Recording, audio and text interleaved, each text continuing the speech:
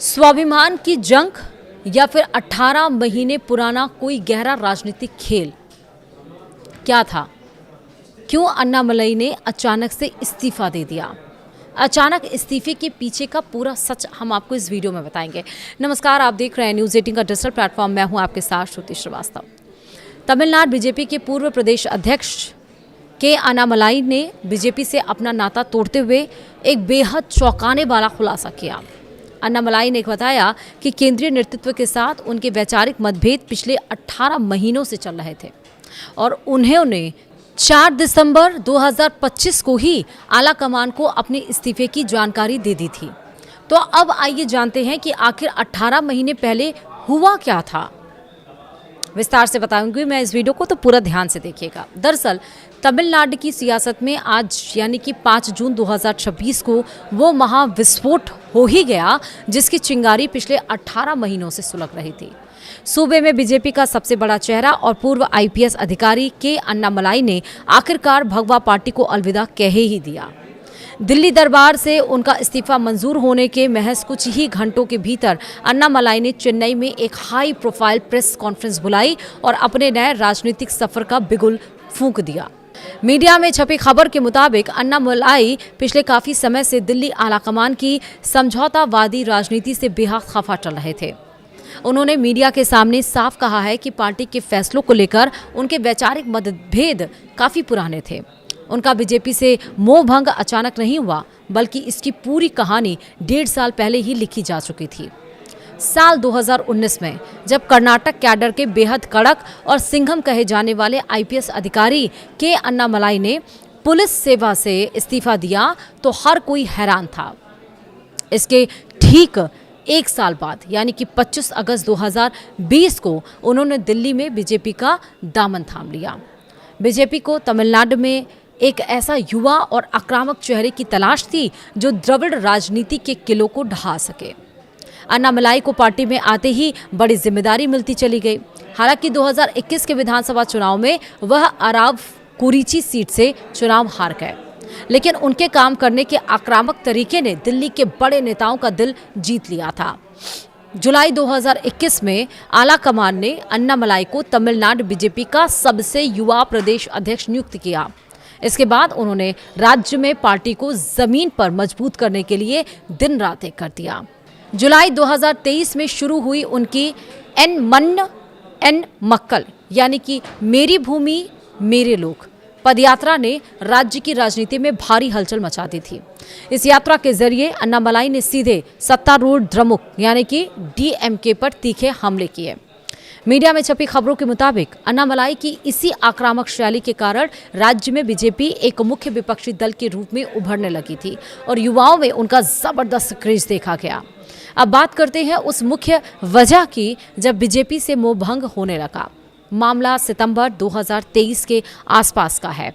अन्नामलई ने द्रविड़ राजनीति के बड़े प्रतीकों सीएन अन्नादुरई और एआईडीएमके की दिवंगत नेता जयललिता को लेकर तीखे बयान दिए थे। इस बयान से भड़ककर सहयोगी दल एआईडीएमके ने 25 सितंबर 2023 को बीजेपी और एनडीए से नाता तोड़ लिया था। अन्नामलई चाहते थे कि बीजेपी इस बैसाखी को छोड़ अकेले लड़े, लेकिन दिल्ली आलाकमान द्रविड़ दलों के सामने झुकने को तैयार था। यहीं से अन्नामलई का पार्टी की नीतियों से मन खट्टा हो गया था और कहें तो कलेजा फटने लगा था।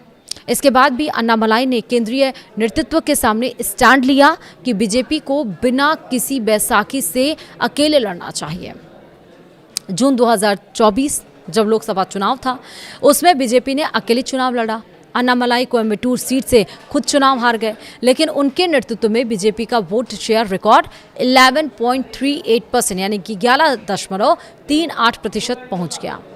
इस सफलता के बाद अन्नामलई चाहते थे कि बीजेपी तमिलनाडु में बिना किसी क्षेत्रीय दल की बैसाखी के अकेले आगे बढ़े, लेकिन दिल्ली में बैठे केंद्रीय नेतृत्व को लगा कि 2026 के विधानसभा चुनाव में द्रमुक को हराने के लिए एआईडीएमके का साथ जरूरी है और यहीं से अन्नामलई और दिल्ली आलाकमान के बीच वैचारिक मतभेद गहरे हो गए और उन्होंने अलग राह चुनने की ठान ली थी।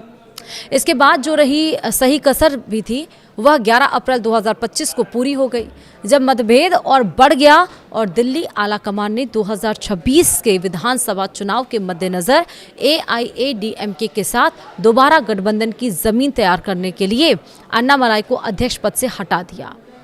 उनकी जगह नैनार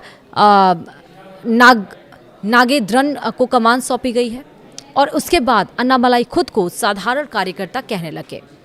2026 में बीजेपी ने AIADMK के साथ जूनियर पार्टनर के रूप में गठबंधन किया। अन्नामलाई को टिकट नहीं दिया गया और वह चुनावी प्रक्रिया से काफ़ी हद तक दूर रहे, लेकिन बीजेपी AIADMK गठबंधन चुनाव में पूरी तरह फेल रहा। सुपरस्टार विजय की पार्टी यानी कि TVK ने शानदार प्रदर्शन किया, जबकि बीजेपी का वोट शेयर गिरकर 3% से नीचे आ गया और सिर्फ एक सीट मिली। इससे अन्नामलाई का यह स्टैंड सही साबित हुआ कि AIADMK के साथ जाना आत्मघाती था। वहीं अब आपको बताएंगे कि बगावत, इस्तीफा और नई शुरुआत कैसे हुई। मई 2026 की बात करते हैं। अन्नामलाई ने केंद्र सरकार की त्रिभाषा नीति यानी कि क्लास 9 के लिए जो लाई गई थी का सार्वजनिक तौर पर विरोध कर अपनी ही सरकार के खिलाफ पहली खुली वैचारिक बगावत की। उसके बाद 2 जून 2026 में अन्नामलाई दिल्ली पहुंचे। उन्होंने गृह मंत्री अमित शाह, बीजेपी अध्यक्ष नितिन नबीन और संगठन महामंत्री BL संतोष से मुलाकात की और अपना इस्तीफा सौंप दिया। आलाकमान ने उन्हें मनाने की कोशिश की, लेकिन वह अपने फैसले पर अड़े रहे। वहीं 5 जून 2026 यानी आज का दिन तमिलनाडु बीजेपी के प्रभारी नितिन नबीन ने आधिकारिक तौर पर अन्नामलाई का इस्तीफा स्वीकार किया है। 5 जून 2026 यानी कि आज दोपहर नया ऐलान हुआ कि इस्तीफा मंजूर होते ही अन्नामलाई ने चेन्नई में अपने नए राजनीतिक आंदोलन वी द लीडर्स का आधिकारिक ऐलान कर दिया।